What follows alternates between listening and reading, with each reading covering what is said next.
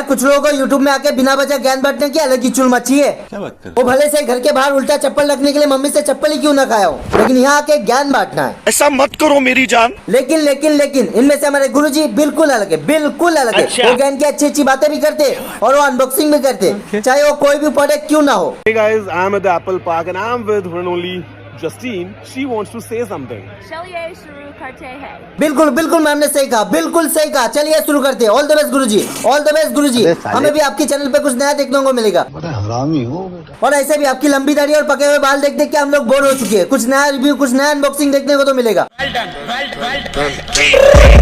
I got broads in Atlanta.